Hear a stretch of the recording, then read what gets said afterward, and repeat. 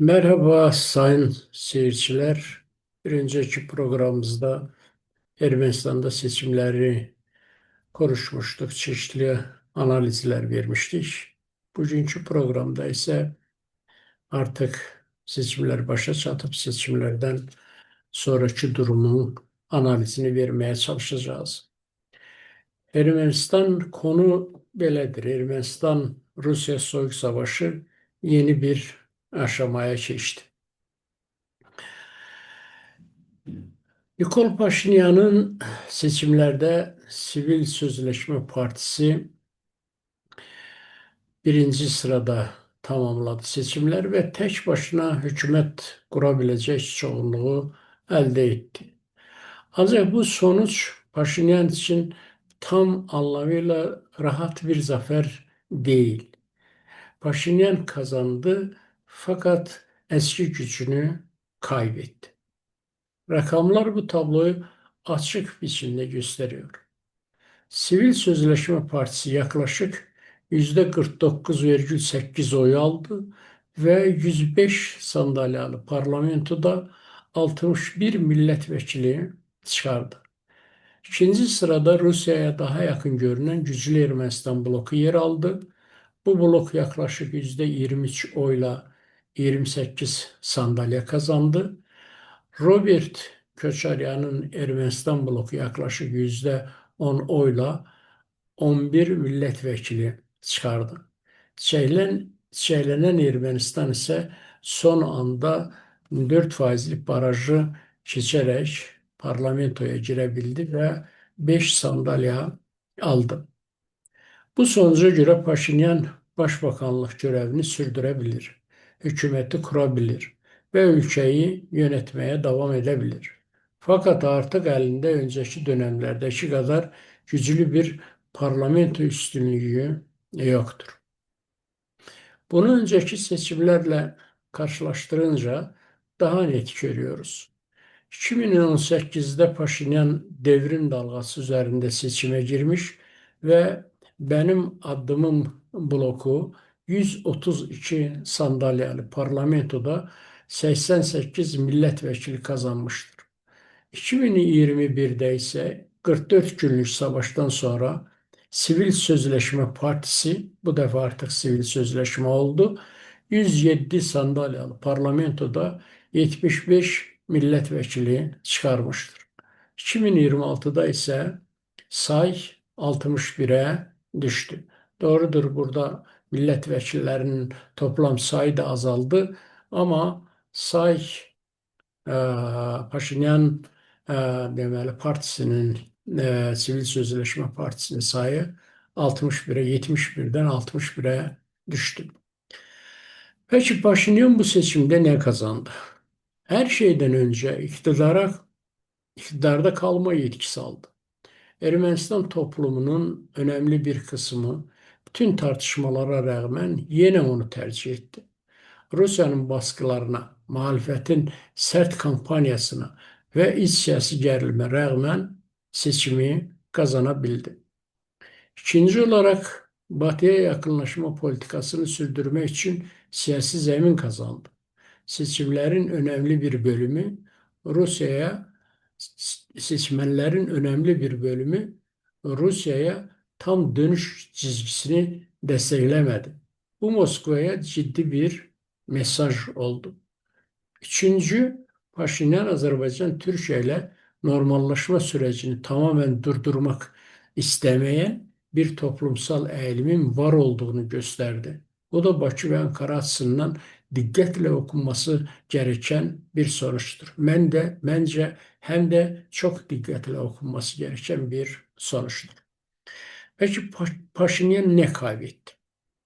61 sandalye hükümet kurmak için yeterli olsa da büyük hukuki ve anayasal değişiklikler için yeterli değildir. 105 sandalyalı parlamentoda 5'te 3 çoğunluk için 63 oy, 3'te 2 çoğunluk için ise 70 oy gerekir.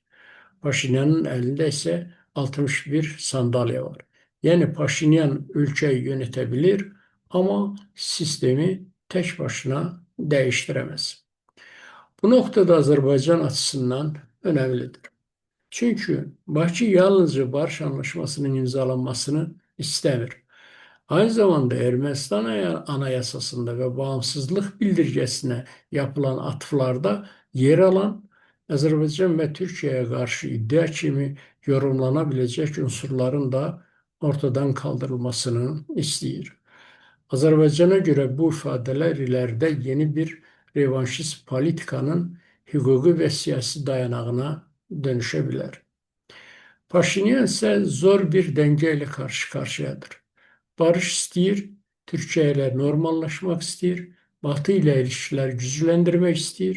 Fakat anayasa değişikliği için tek başına yeterli oya sahip değildir. Bu seçimler nasıl önemi de burada ortaya çıkar. Ermenistan ile Rusya arasındaki soğuk savaş yeni bir aşamaya geçmiş oldu. Rusya bu sonuçtan tabii ki memnun değil.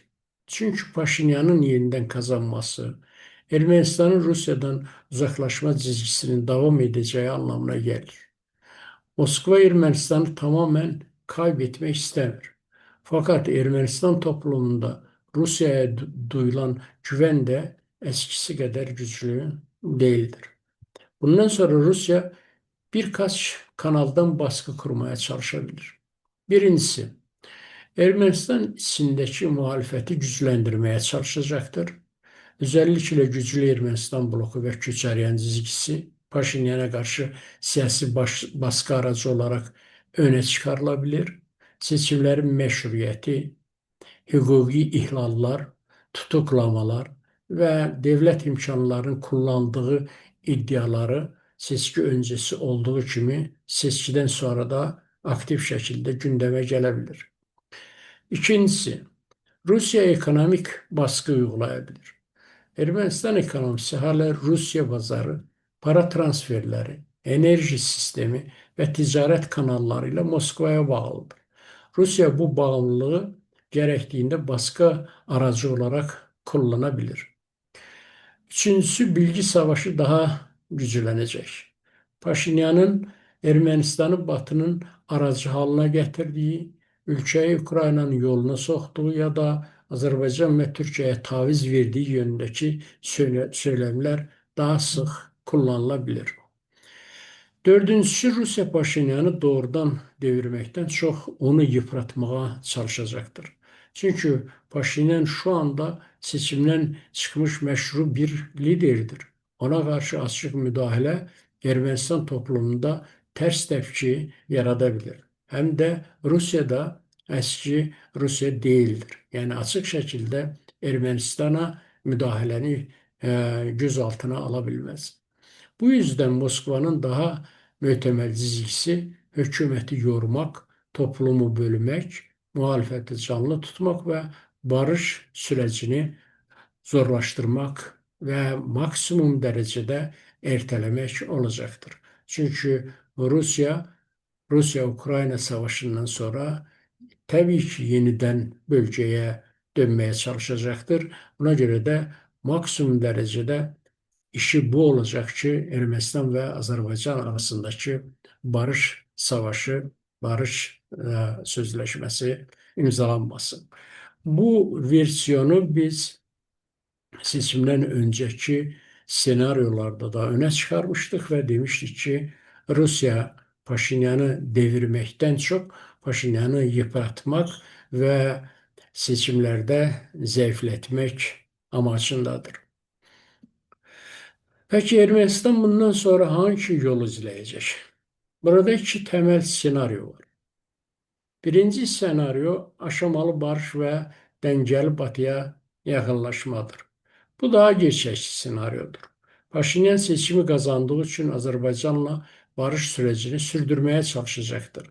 Türkiye ile normalleşme çizgisini devam ettirecektir.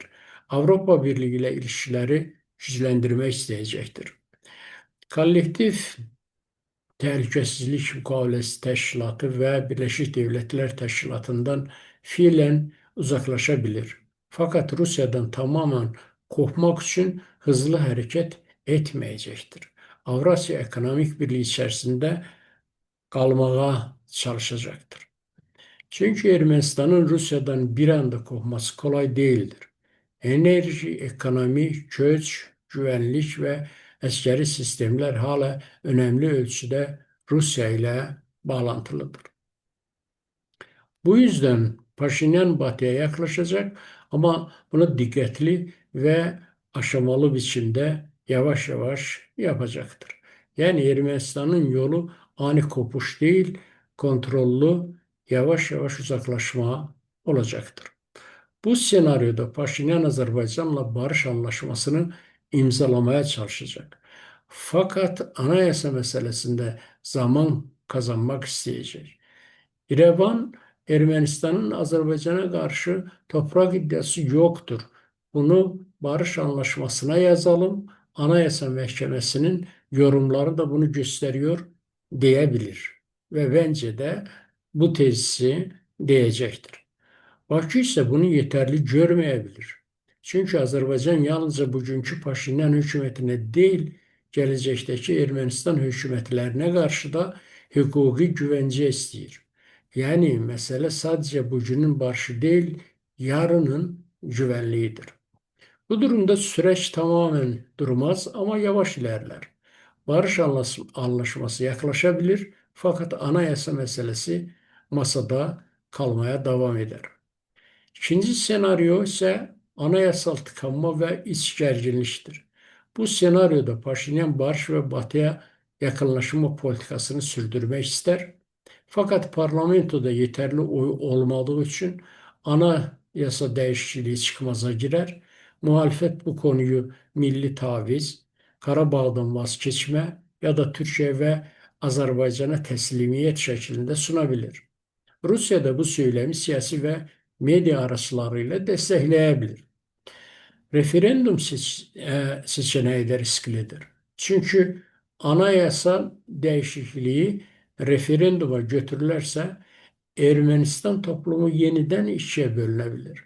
Paşinyan seçimi kazandı ama bu toplumun tamamının barış için anayasa değişikliğine hazır olduğu anlamına gelmez. Bu senaryoda Azerbaycanla barış süreci yavaşlayabilir. Ermenistan biz barışa hazırız fakat anayasa değişikliği bizim iç hukuk meselemizdir diyebilir. Azerbaycan ise tam da bu iç hukuk meselesi gelecekte güvenlik için problemdir diyecektir. Azerbaycan ve Türkiye açısından da durum basit değildir. Paşinyanın zayıflaması otomatik olarak Bakü ve Ankara'nın lehine değildir. Çünkü onun yerine daha revanşist ve Rusya'ya daha bağlı güçler öne çıkabilir. Rusya'nın planı da budur. Fakat Paşinyan'ın batıya yaklaşması da anayasa meselesi çözülmeden tam güvenli bir sonuç doğurmaz. Bu yüzden Bakü ve Ankara için en makul yol dengeli siyasettir. Amaç Paşinyan'ı tamamen zayıflatmak değil, bu Rusya'ya destek olardı. Onu gerçek ve kalıcı barışa yönelten diplomatik baskıyı sürdürmek olmalıdır. Ermenistanın Rusya'dan uzaklaşması Azerbaycan için bir fırsattır. Çünkü bu Ermenistanın, Rusya'nın ve İran'ın bölgede kullandığı bir araç olmaktan çıkması anlamına gelebilir. Ama bu fırsatın riske dönüşmemesi için Ermenistan'ın yasalarında Azerbaycan ve Türkiye'ye karşı iddia kimi yorumlanabilecek ifadelerin de temizlenmesi gerekir. Çünkü bugün Paşinyan barış diyebilir fakat yarın başka bir iktidar aynı maddeler kullanarak yeniden iddia ortaya koyabilir. Sonuç olarak bu seçimlerin ana mesajı şudur. Paşinyan gitmiyor ama eskisi kadar güçlü değil. Ermenistan'ı yönetebilir fakat ülkenin stratejik yönünü tek başına ve hızlı biçimde değiştiremez. Bundan sonraki süreci üç mesele belirleyecek. Paşinyan'ın Azerbaycan'la barış sürecinde ne kadar ileri gitmesi, Rusya ve İran Ermenistan içinde ne kadar baskı kurabilmesi, Ermenistan toplumunun anayasa değişikliği ve bölgesel normalleşme konusuna ne kadar hazır olacağı. Yani seçim bitti ama Asıl mücadele şimdi başlıyor. Bu mücadele artık sadece parlamentodaki sandalye sayısıyla ilgili değil. Asıl mesele Ermenistan'ın Rusya'nın yörüngesinde kalıp kalmayacağı ya da daha bağımsız ve batıya yakın bir çizgiye geçip geçmeyeceğidir. Azerbaycan ve Türkiye için temel soru da budur. Ermenistan'ın yeni yolu gerçek barışa mı çıkacak yoksa iç tıkanma ve dış müdahalelerle yeni bir krize mi dönüşecek? Bu kadar. Bir sonraki konumuz İsrail'in yakın geleceği olacaktır. Hoşça kalın.